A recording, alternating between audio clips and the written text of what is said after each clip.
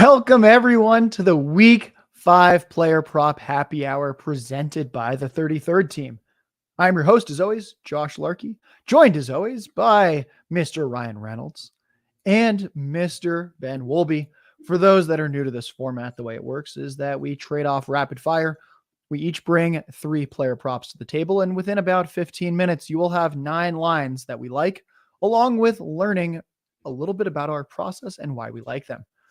For those new to the show, welcome. For those returning from last week, thanks for sticking with us. Week 4 was our worst week of the season. Hopefully the worst week rest of season as well. I would say it was historically unpredictable in some ways, but that also sounds like an excuse.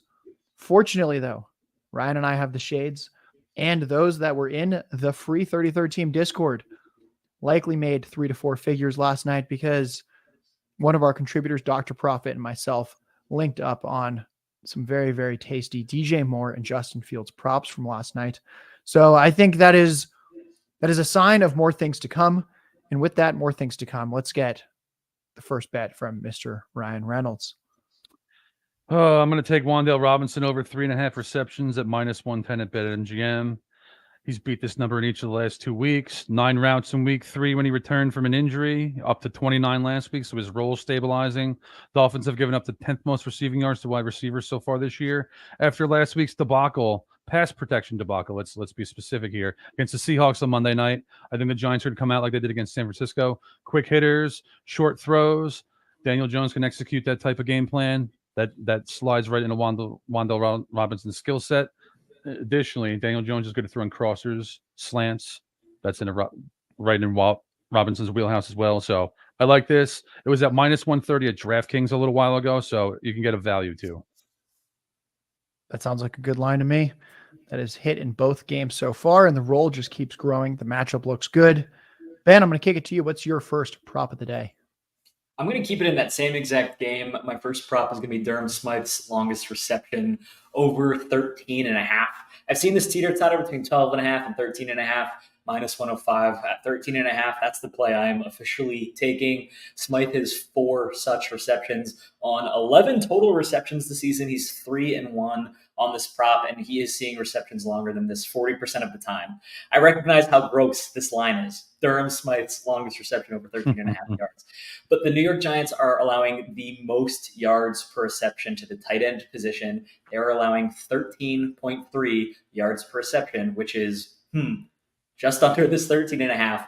And Durham Smythe has a 73.5% route participation. He's seeing just under 4 targets, 3 receptions per game. And if you want me to break this down, the Miami Dolphins are running the highest rate of 21 personnel. So that's 2 running backs, 2 tight ends on the field, and 2 running backs and 1 tight end. Yeah, 2 running backs, 1 tight end on the field. This means that the linebackers have an extra running back to worry about. And especially now with the emergence of Devon Achane and Raheem Mostert has been a part of this passing game too. That's 1 extra guy for these linebackers to have to worry about. Smythe is the only starting tight end on this team. Julian Hill has yet to record a reception. I just think there are a million different ways you can look at this play, and I love it. Durham Smythe's longest reception over 13.5. I like that play too. Guys, Ryan Reynolds NFL on Twitter, Ben Wolby on Twitter. I think those are very good plays, and I think we should stick with the tight end love. I've got another gross tight end play. I'm going to get this one out of the way because it's -145, and people are going to be like, that's disgusting. I hate that it's juiced. I'm taking Tyler Conklin over 2.5 receptions. It's already up to -160 on many other sports books. Still -145 on DraftKings. I think this is probably hitting 75% of the time, when -145 is implying roughly 60% of the time it needs to hit for us to make money long-term. Ultimately, Tyler Conklin has at least 5 targets and 3 catches each of his past 3 games. During that stretch, he's averaging 5.7 targets, 4 receptions, which is much more than what he needs. He just needs 3, and 45 receiving yards during that stretch. And each of the past 3 games, he has been second on the team in targets behind only Garrett Wilson. It is clear he's a focal point of the game plan. If this was a random opponent, I would have just sucked it up, taken the -145 juice, but it's not. The Jets are facing the Broncos.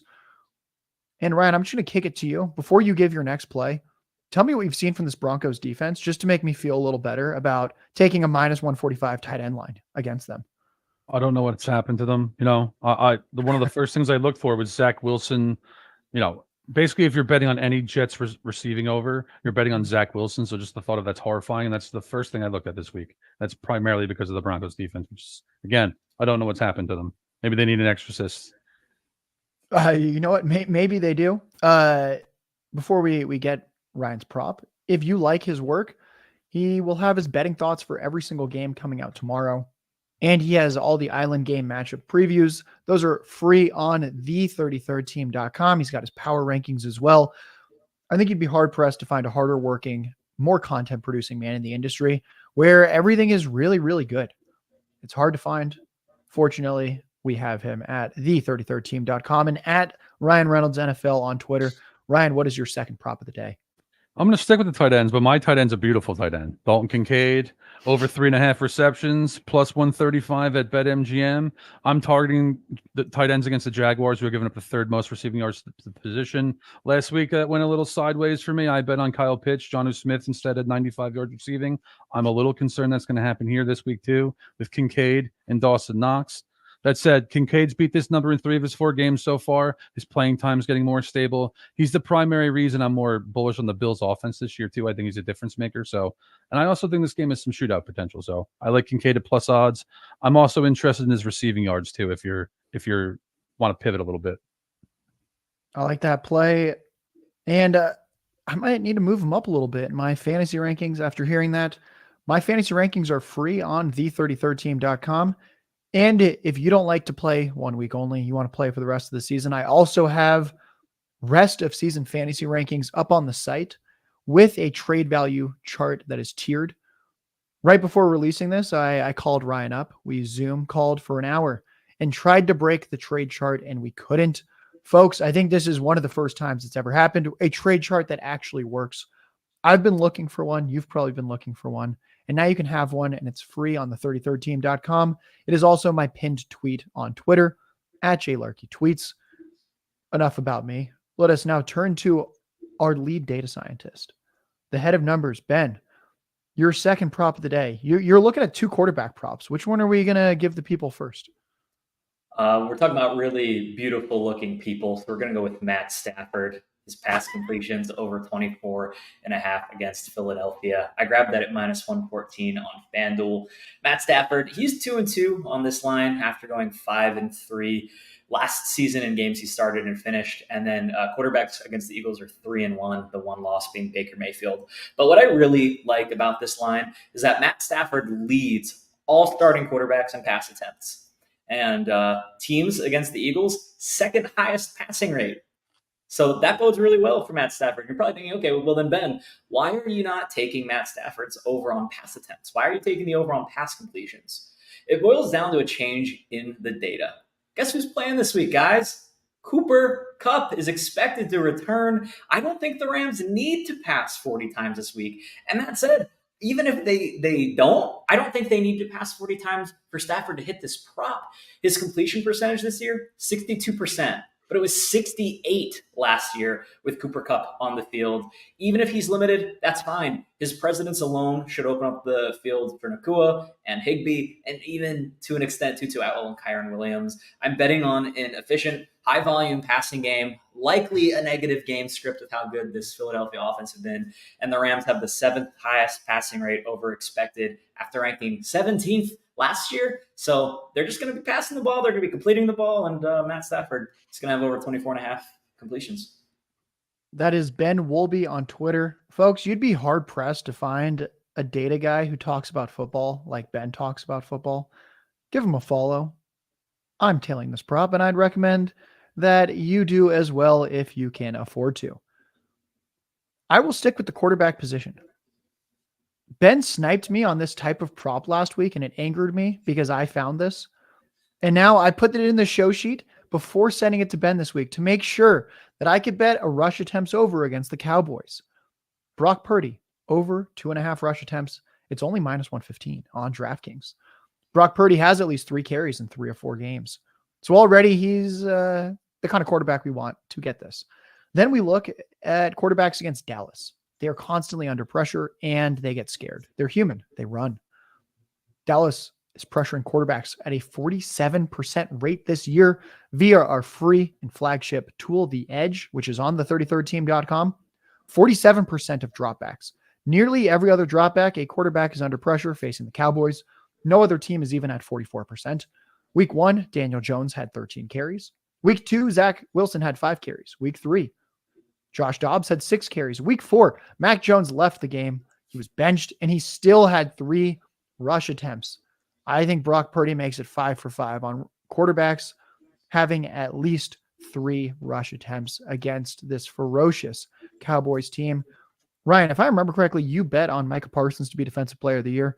You have to be at least reasonably happy with how the Cowboys have looked to start this season. I have 0 complaints, if I'm being honest. 0. The only complaint I have is that I want a third line from you. The people want a third line from you. It's time to hear it. Here it comes, guys. Joe Mixon over 68.5 rushing yards, minus 115 on DraftKings. I'm going to tell all of you guys a secret that you only see if you watch film, really.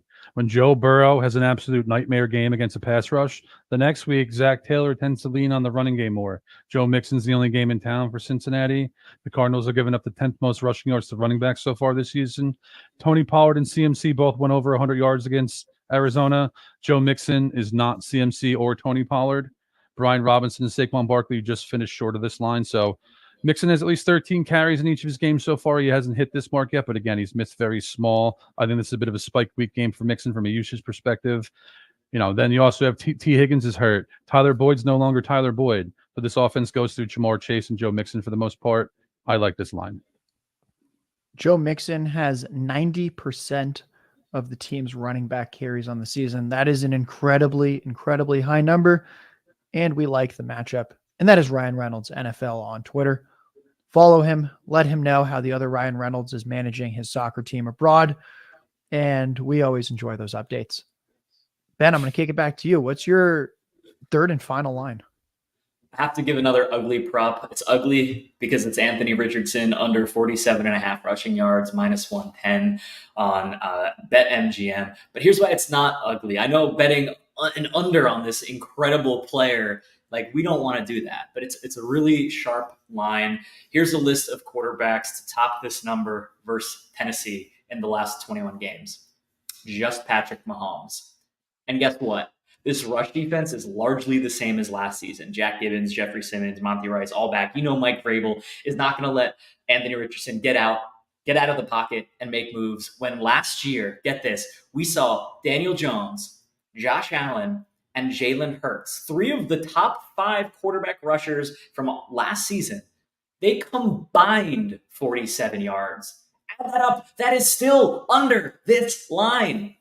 All 3 of those quarterbacks had a lower rush per dropback ratio than their season-long average because of this defense, because of how Vrabel schemes against them. And while Richardson has been very fun to watch, he's only topped this number once through 3 games, and it was last week. He rushed on 33% of his dropbacks. No quarterback through 2 seasons did that against Tennessee.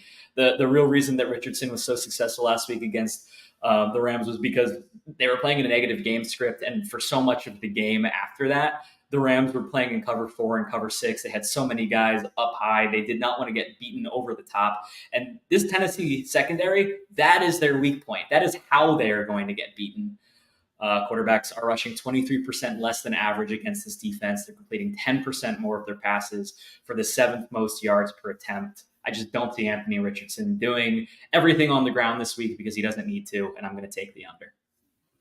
Guys, that is Ben Wolby on Twitter. Full transparency, before the show, I said, Ben, I'm not sold on this line at gut feel. You're going to have to sell it to me.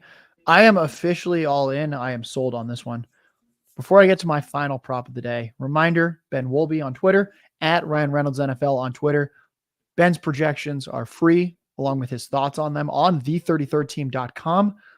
You get Ryan's game previews, betting thoughts for every game coming out tomorrow. His power rankings came out earlier this week, and they'll come out next week as well. I've got my fantasy rankings up on the site. You also get the average ranks from not just myself, but Kevin Wheeler and Matthew Hill, 2 of the best to do it over the past half decade. And you get my rest of season rankings, my trade value chart. Everything we are discussing is free on the 33rdteam.com. And in those articles, you will always see links to our Discord, start sit questions, trade questions. You want all these player prop bets that we're talking about and more, we will have more player prop bets dropping into that Discord throughout the weekend. There's no place like it. It's totally free. We just crossed 2,500 Discord members after being at 600 to start the season. I think that shows that what we're offering right now is such an insane value add that really nobody can compete with from a Discord front. Here's my final line. This is one that Ryan was a little angry that he couldn't get because we were waiting for less juice.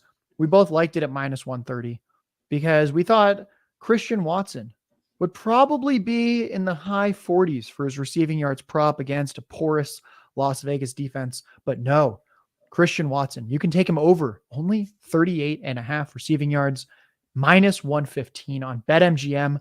Every other place I've looked, it's at least minus 135 now. Make sure to hit that quickly on BetMGM. Last week, Christian Watson only ran half the routes. He returned from a hamstring injury. He was only targeted 4 times, caught 2 for 25 yards. So he is 0-1 on this line. But his targets per route run or target rate was 21%. That's very solid, especially for a field stretcher. And now I think he's going to get a full route share. He's got 11 days rest because remember they played on Thursday night against the Lions. Now they play Monday night against the Raiders.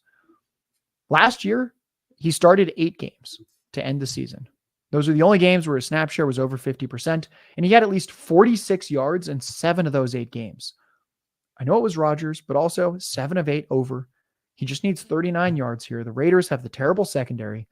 Cornerback Marcus Peters is 30 years old. He ran a 4.53 at the combine 8 years ago. He's only 6 feet tall. Cornerback Nate Hobbs was a 2021 fifth-round pick. He ran in the high 4.4s. He's also only 6 feet tall. Christian Watson is 6'4". He ran in the high 4.3s at the combine. I think he can get this done on 1 to 2 catches. I think he probably has 3, 4, 5 catches in this one. Ryan has called this a sneaky shootout type game environment. And I have to say that I agree with that one as well. Folks, that will do it. From Ryan, from Ben, from myself, from the 33rd team, from our title sponsor, Underdog Fantasy, promo code 33rd. You might be able to find analogs for some of the stuff we talk about in the fantasy games market, and their pick'em contests are about as fun as they get. And I would say it's pretty safe to assume that a lot of the players we talked about will have those pick'em entries available. Underdog Fantasy promo code 33rd. Get the 100% deposit match up to $100. Throw $100 in there. Now you have $200, and you can have a ton of fun with their fantasy pick'em high-low games. From myself, from Ben, from Ryan, from the 33rd team, from Underdog Fantasy. This is the Player Prop Happy Hour. Thank you, everyone.